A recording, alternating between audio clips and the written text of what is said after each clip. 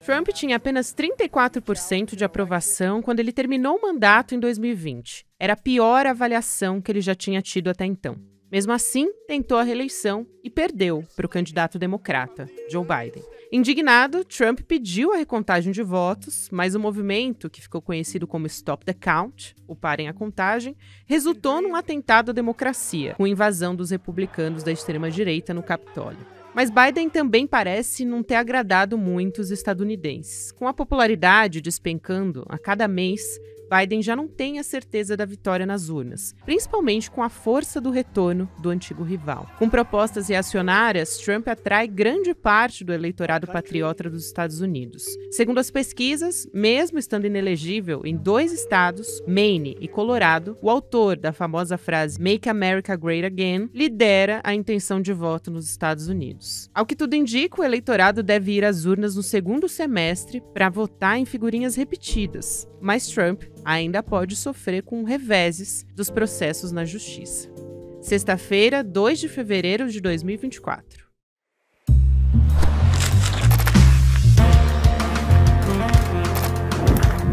Sou a Gabriela Varela, esse é o podcast Detalhes, e aqui mais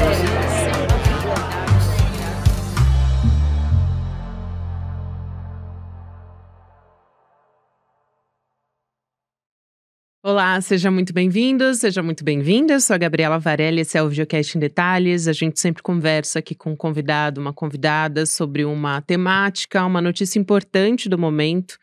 Um desses assuntos fora do Brasil que a gente precisa olhar nesse momento são as eleições dos Estados Unidos. Ainda tem um tempo para acontecer, mas o desenrolar e as prévias norte-americanas já estão muito fortes. Eu vou conversar com a jornalista Julia Vargas Jones, que é colaboradora da CNN e também do New York Times. Obrigada por aceitar nosso convite, Júlia. É um prazer falar com você de novo. Obrigada a você, Gabi. Bom estar de volta. Muito bom te receber. Vamos para o que interessa, então, né, Júlia? A gente está falando de primárias dos republicanos no estado de New Hampshire. É o que a gente tem de mais forte, de mais recente e decisivo na política dos Estados Unidos quando a gente fala na candidatura à presidência, né? O ex-presidente Donald Trump, ele venceu com folga essas primárias dos republicanos contra a adversária dele, que é a Nikki Haley, ex-governadora da Carolina do Sul. Você vai contar um pouco mais sobre ela também. E aí, o que eu achei interessante dessa história, e você aqui tá super livre para fazer as análises do que você achar mais relevante, mas eu, dando uma olhada em tudo que está acontecendo, me chamou a atenção que ele perdeu entre os mais ricos e os mais escolarizados, menos religiosos, que a gente chama de moderados, dos estadunidenses moderados, né, os republicanos moderados. Você acha que se consolidar na ala radical do Partido Republicano vai ser suficiente para ele vencer as prévias ou as eleições? Essa foi a melhor chance que a Nikki Haley teve em New Hampshire, ou ainda tem uma expectativa grande com a Carolina do Sul, que vai acontecer agora em fevereiro? É isso, né? Então, Gabi, eu acho que é muito interessante a gente ver essa vitória do Donald Trump em New Hampshire também com o contexto de Iowa, que foi o primeiro estado onde essas prévias aconteceram. Em Iowa, ele teve uma vitória esmagadora. Em Iowa, ele ganhou com 51%. Em segundo lugar veio o Ron DeSantis, que agora já, inclusive, desistiu, né, da corrida da presidência, e Haley com 19%. Ou seja, esses 40% que depois a Nikki Haley vai ganhar em New Hampshire, como você falou, com os mais ricos, com os mais educados, com a ala menos radical, né, do Partido Republicano, com esses republicanos moderados, isso dá uma indicação de quem é o eleitor de Nikki Haley. É justamente esse eleitor que ela tem procurado, né? Esse é o eleitor da Nikki Haley. Ela não é uma pessoa radical dentro do Partido Republicano. Inclusive, isso foi uma das grandes críticas dela ao ex-presidente Trump desde 2016, quando eles já estavam, né, competindo pela nomeação do partido daquela primeira vez. Naquele momento, Haley critica Trump e chama ele de racista, quando ele se nega a fazer os repúdios aos grupos racistas, a KKK, né? Ela volta a criticar ele depois, mesmo tendo servindo lá como embaixadora da ONU dentro da administração do Trump, sempre ela deixou muito claro que ela não é do mesmo campo do que ele. O que o Trump fez? Ele trouxe muitos eleitores para o Partido Republicano. O Trump consegue fazer pessoas saírem de casa para irem votar, que normalmente não sairiam. Isso é diferente do Haley, né? O eleitor da Haley, como ele tem mais educação, ele é mais provável que ele vá sair num dia de eleição. Então, olhando agora, como tu perguntaste, para a Carolina do Sul, quem é o eleitor da Carolina do Sul que vai sair para votar na Haley? Ela tem um baita trabalho na frente dela aqui agora. Mesmo ela tendo servido como governadora da Carolina do Sul, o ex-vice-governador dela e o senador mais importante da Carolina do Sul já declararam o apoio deles ao Trump. O que ela está fazendo até dia 24, eu acredito, de fevereiro, que é o dia das prévias na Carolina do Sul, é muita, muita campanha, tentando fazer essas pessoas que o Trump consegue energizar, essa base do Trump que ele consegue energizar, tentando tirá-las de casa e fazer com que elas se comprometam a irem às urnas no dia das eleições. Isso é muito importante, esse contexto que você está trazendo, porque também a gente tem um Donald Trump, a gente vai falar aqui de pesquisa eleitoral também, mas antes disso eu queria falar de um Donald Trump que está acumulando mais de 90 acusações criminais. Esse é o contexto das eleições presidenciais, né, Júlia? E ele responde por essas acusações em 4 processos.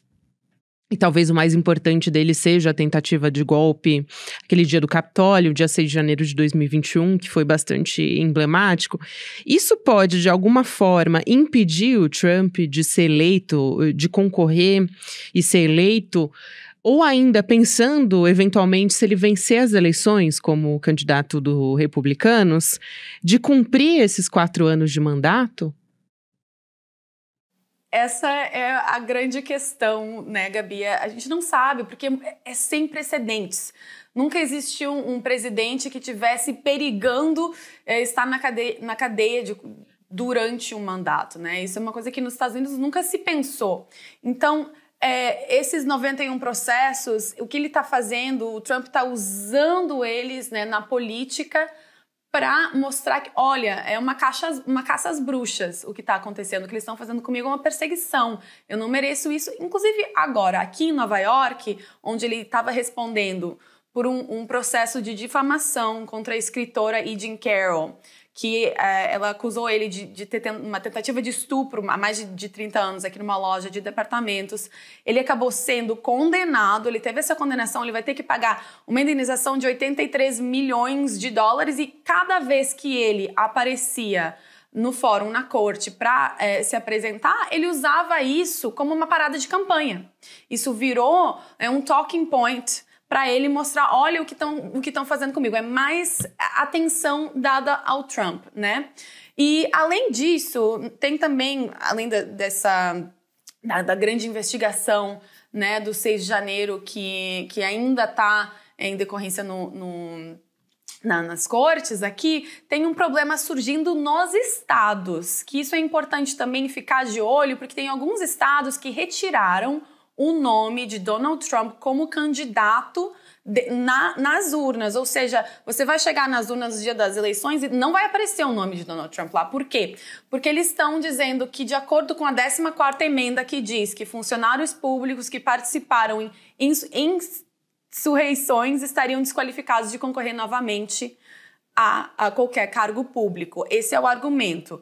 A Suprema Corte dos Estados Unidos vai ouvir o recurso, né, que foi feito agora em fevereiro. Isso também é uma coisa que pode influenciar e pode trazer outros estados, além disso, acho que são só Colorado e Maine até agora fizeram isso, a tentar fazer algo semelhante.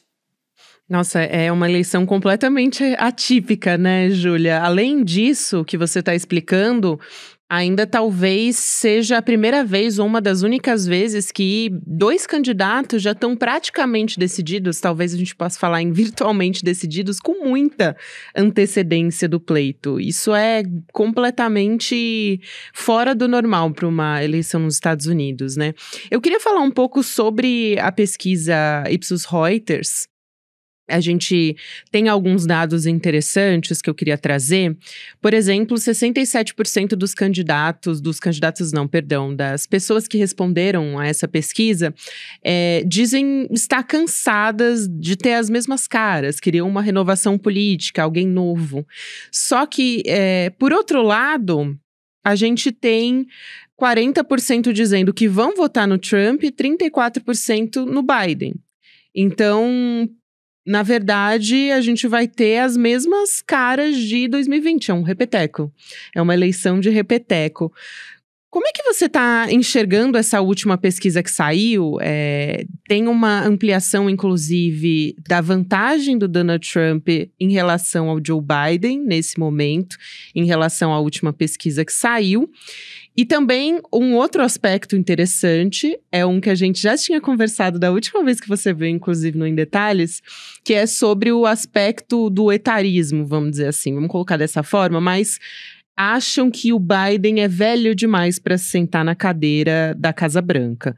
Só que eles têm 3 anos e meio de diferença, não é uma distância tão grande assim. Só que eles enxergam no Biden uma certa fragilidade. Então, eu acho que é um aspecto interessante para talvez você entrar nessa análise de como que está sendo a campanha eleitoral para o Joe Biden, que também não está com uma vantagem, muito pelo contrário, né? Realmente, são só 3 anos e meio, como você falou, mas existe uma projeção muito forte do Donald Trump de ser um homem alfa, né? Um homem forte. Ele está tentando, há muitos anos, desde 2016, ele faz essa projeção da sua própria imagem. O Biden jamais tentou fazer isso, mas ele tenta parecer descolado, ele tenta parecer cool, mas ele não tem esse tipo de projeção. E ele tem uma exposição muito forte na presidência por esses últimos 4 anos, 3 anos e meio. Ele também fica muito exposto. Cada tropeção, cada vez que ele se atrapalha na fala, isso aparece, fica evidente.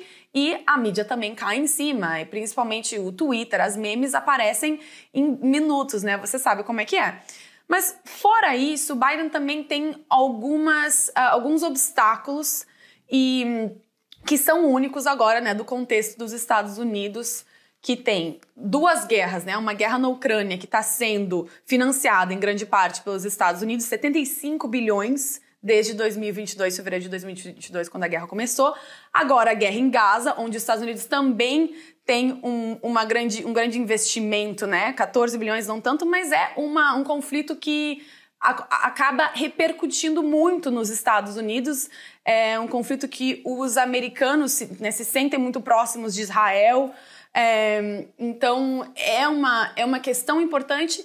E agora, com esses 3 soldados americanos que morreram no ataque na Jordânia, né, o Biden dizendo que vai ter uma resposta, voltando então há uma ideia de Estados Unidos envolvido numa guerra no Oriente Médio, onde o Trump já disse muitas vezes que America first, né? América primeiro. O Trump não quer nada, não quer nenhum envolvimento globalista dos Estados Unidos.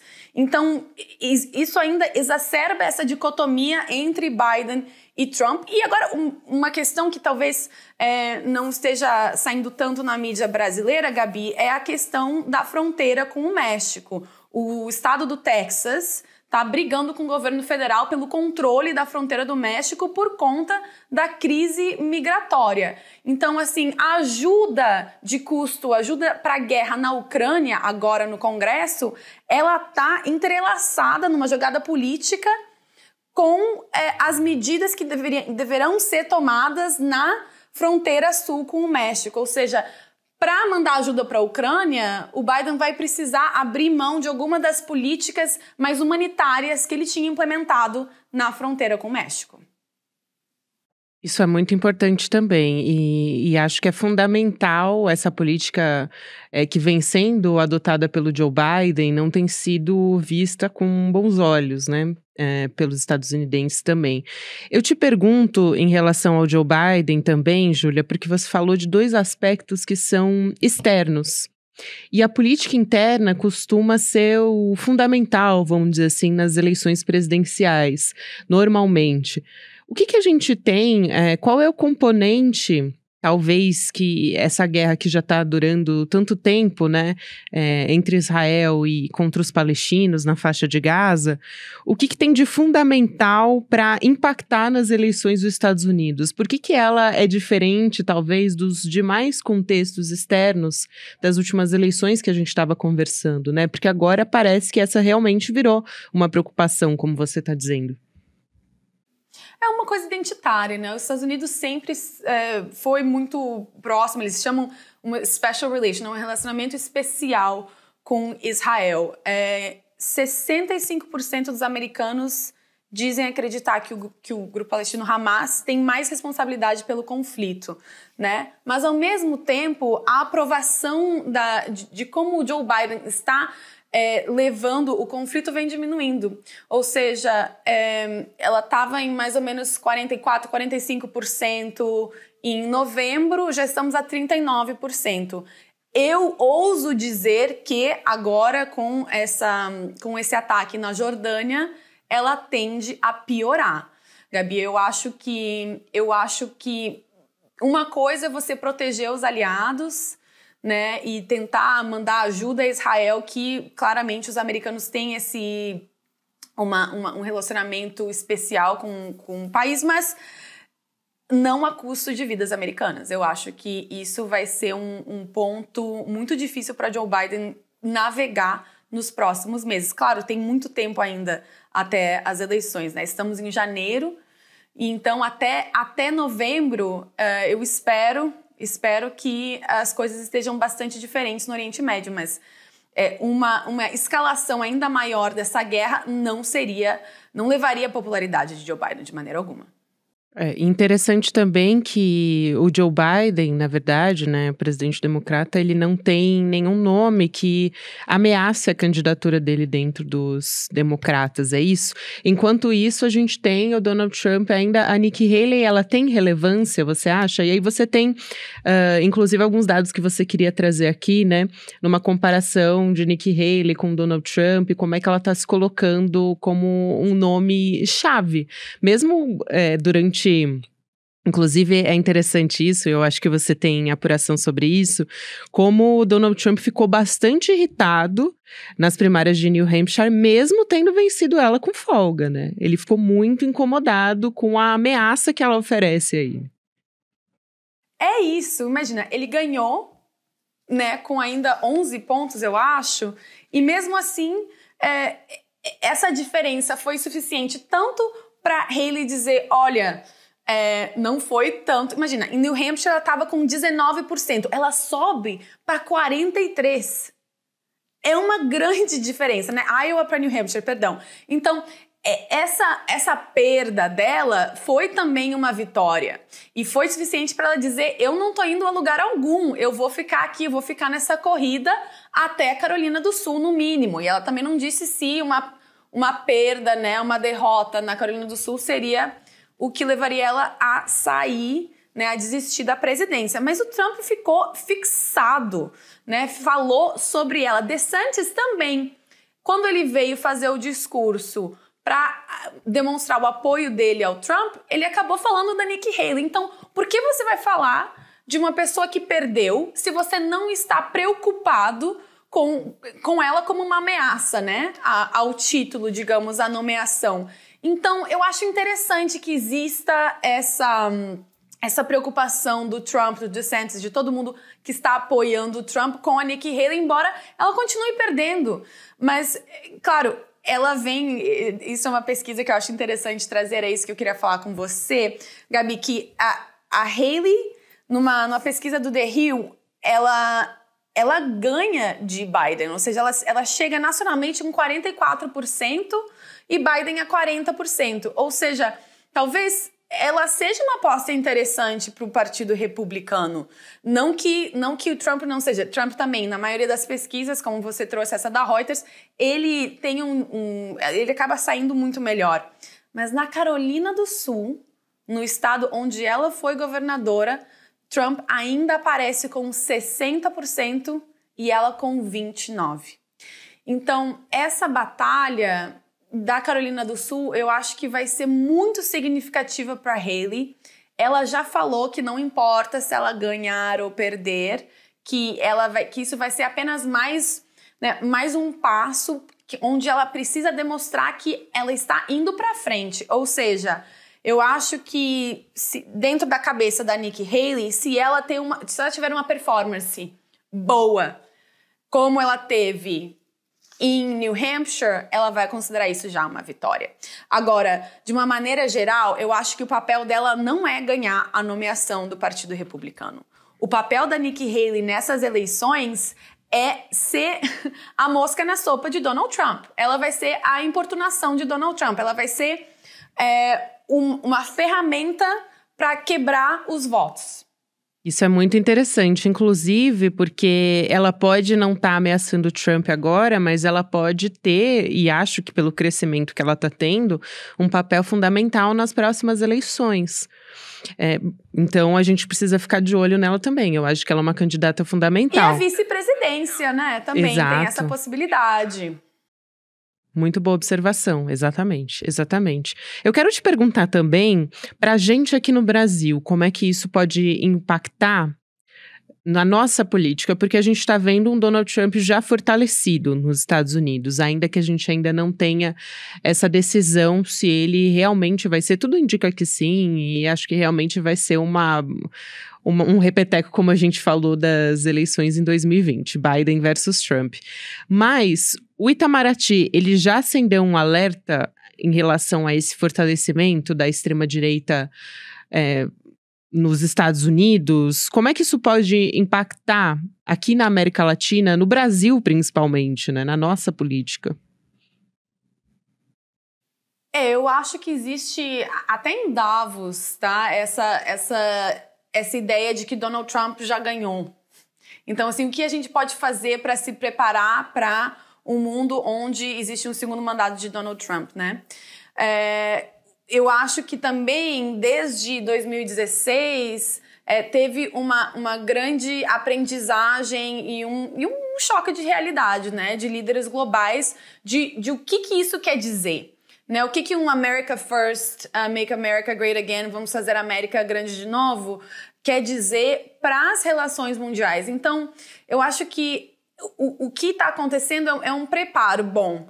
Agora nós temos tempo para ver o que é. A gente já sabe quais são os desafios que vão aparecer, a gente já sabe que tipo de líder ele é e o que ele poderia fazer ainda, né, num segundo mandato. Então, como que o Brasil pode se preparar para isso? Eu não consigo imaginar uma relação, né, de presidente Lula e Donald Trump. Não consigo imaginar como isso seria, sabe? Eu acho que seria um grande desafio para o Brasil manter as relações que tem agora, principalmente com o Lula, em termos, né, nas alianças de trabalhistas, que ele veio, se reuniu com Biden. Biden, acho que tem grande admiração pelo presidente Lula nas suas organizações trabalhistas. Biden acaba de ganhar, né, o apoio da maior união, Workers Union aqui nos Estados Unidos. Então, eu acho que todos esses avanços teriam retrocessos, né? Também na parte ambiental, nossa, acho que o desdobramento disso para o Brasil seria enorme. O quanto que o Brasil ia perder de relações com os Estados Unidos, tendo um governo Lula e um governo Trump, eu acho que é indescritível. Eu acho que também o governo Lula, além de tudo, ele já está bastante alerta em relação a quanto isso pode influenciar a nossa extrema-direita aqui, porque o Brasil tem esse comportamento em relação aos Estados Unidos também. Então, a gente tem, por exemplo, o clã Bolsonaro, que continua sendo muito forte, ameaçando, inclusive, a nossa democracia aqui no Brasil. E eles são uma grande rede, né? Não só na América Latina, mas os contatos em relação ao mundo todo. Então, isso é muito preocupante também, né, Júlia? Então... Na verdade, Gabi, isso inclusive é parte do assunto da minha tese aqui na Columbia University em Nova York, é justamente como as novas direitas tá? Elas se influenciam. A gente está no mundo globalizado, é claro que elas sempre vão se influenciar qualquer grupo político. E tem a liberdade para se influenciar desse jeito, né? Mas existem algumas ferramentas que são muito mais usadas, né, nessas novas direitas para fazer a proliferação dessas ideias.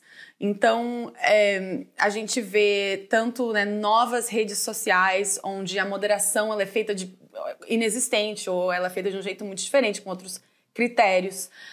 A gente vê quase uma cópia de alguns conteúdos. Às vezes é realmente o mesmo conteúdo que acontece, que passa aqui nas plataformas de extrema-direita nos Estados Unidos, ele é simplesmente legendado e repostado, né, nas plataformas brasileiras e de influencers da direita no Brasil. Existem eventos, agora temos eventos o Conservative Political Action Conference, né, que aconteceu no Brasil, o CEPAC, já há 4 anos que acontece no Brasil. Então, existe uma rede robusta de intercâmbio de ideias entre essas duas direitas. E, claro, que com um governo Trump, isso se fortaleceria, né? Existe mais diálogos, existiria mais avanços na direita, com certeza. Eu queria reservar esse minutinho final, Júlia, para você explicar um fenômeno muito engraçado, vamos colocar dessa forma, mas interessante que está acontecendo nas eleições, nessa expectativa para as eleições americanas que estão chegando, que é a Taylor Swift. O que ela tem a ver com as eleições americanas? Essas duas palavras, né? Não imaginava que ia falar sobre essas duas coisas juntas. Mas, Gabi, é uma teoria Nunca da conspiração. pensei também que te perguntaria sobre isso. É uma teoria da conspiração, onde Taylor Swift seria uma agente da OTAN numa operação psicológica do Pentágono para influenciar as eleições norte-americanas. Isso surgiu de um comentário, de uma pergunta, na verdade, de um apresentador da Fox News, esse mês ainda aqui, perguntou para um agente do FBI, ou para um chefe do FBI, se isso seria verdade, né? E aí, a partir daí, a coisa extrapolou. E claro, o que acontece? Taylor Swift, agora no momento fofoca, vou contar pra vocês, a Taylor Swift namora um jogador do Kansas City Chiefs, um time de futebol americano que semana passada ou retrasada, Travis Kelce, né? Eles avançaram... Isso mesmo. Que Travis Kelce que avançaram pra final do futebol americano, que é o Super Bowl, que vai acontecer daqui a pouco. Com isso, nossa, a coisa aumentou ainda mais. E até a ponto de um dos ex-candidatos à presidência, o Vivek Ramaswamy, o bilionário, ele tweetou assim... se perguntando quem será que ia ganhar, que a partida já estava certa e que Taylor Swift iria em algum momento no Super Bowl, que é o evento mais assistido da televisão americana, declarar o seu apoio a Joe Biden. E aí entram algumas pesquisas que dizem, inclusive, que ela teria todo esse poder, né? Se Taylor Swift diz para suas fãs fazerem alguma coisa, elas fazem. Então, assim, 17%, eu acho, dos respondentes dessa pesquisa disseram que pensariam em votar no candidato que Taylor Swift apoiasse. Então, assim, é interessante, talvez até seja algo que os candidatos devessem pensar mesmo, né? Um apoio da Taylor Swift, o quanto isso poderia ajudar eles, né? Quem sabe Nikki Haley podia bater nessa porta e pedir uma ajuda. Pois é, e também o que está se falando é que a NFL foi manipulada para favorecer o Joe Biden, né? Dentro dessa teoria da conspiração. Sim, ou seja, que o jogo... Que a final do jogo teria sido fixada já há meses para que ele jogasse, para que Taylor fosse no estádio, para que tudo isso acontecesse para ela naquele momento, com todos os milhões de olhos de americanos, falasse que eles deveriam votar no Joe Biden. Olha que ponto a gente chegou, né? A Taylor Swift pode ser uma candidata aí que pode catapultar algum candidato dos Estados Unidos. Então, mas até agora ela não se pronunciou sobre isso, né, Júlia?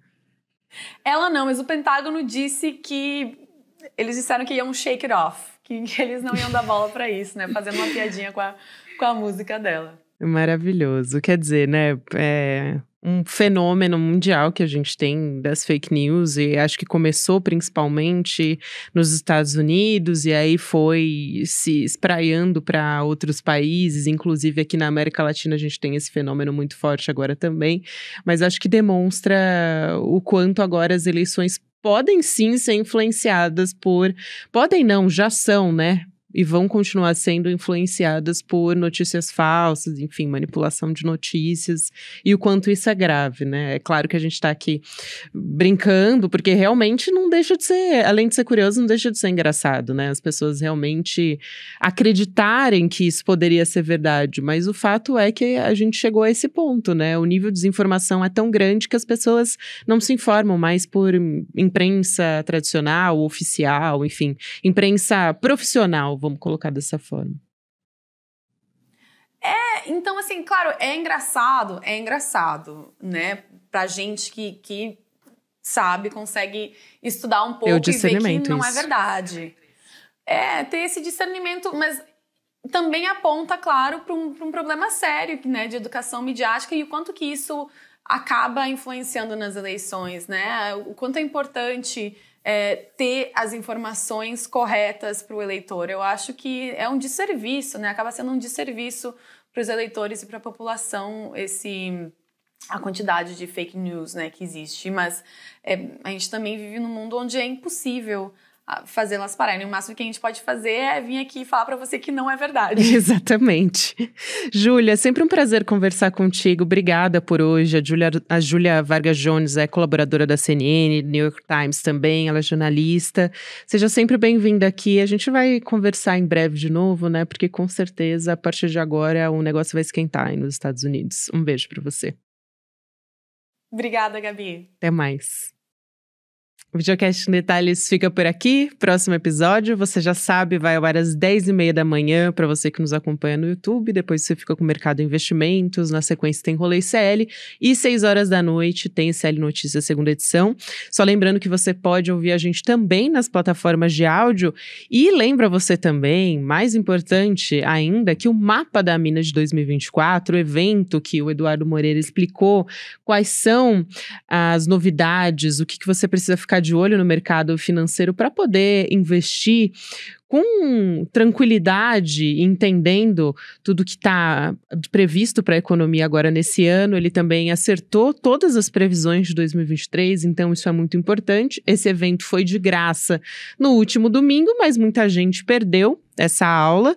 Então você pode, a gente... garantiu que você consiga assistir esse replay, mas você tem que fazer a sua inscrição em edum.com.br/aula. Você que não foi uma das 100 mil pessoas que acompanharam ao vivo o Mapa da Mina de 2024. Então, não perde essa oportunidade, porque agora sim vai ser a última vez que a gente vai transmitir. Então, fica de olho. Obrigada a você que me acompanhou até aqui. A gente volta na segunda-feira. Tchau. E aí, turma, que incrível o nosso encontro Mapa da Mina 2024, né? É impressionante como em pouco tempo a gente consegue falar de tanta coisa de uma maneira simples e todo mundo sair do encontro falando: caraca, entendi, como é que eu não sabia disso antes? E as previsões que a gente fez para esse ano acho que vão deixar as pessoas que assistiram muito mais bem situadas. Muita gente está pedindo para a gente liberar o replay dessa aula, porque talvez seja a aula mais importante do ano e a que mais ajuda na prática a vida das pessoas. A gente resolveu liberar o replay, está acabando o prazo para poder assistir, mas se você está assistindo esse vídeo ainda dá tempo. É só clicar no link que vai estar aqui junto com o vídeo, assistir o replay e no final as condições que a gente ofereceu para quem quiser fazer parte do grupo, que acompanha a gente essa questão econômica e de investimentos ao longo do ano inteiro, a gente vai oferecer as mesmas condições para você que vai assistir o replay, tá bom? Assiste e aproveita e avisa seus amigos e amigas que o replay está liberado para eles assistirem também, porque o prazo está acabando. Um abraço e boa aula!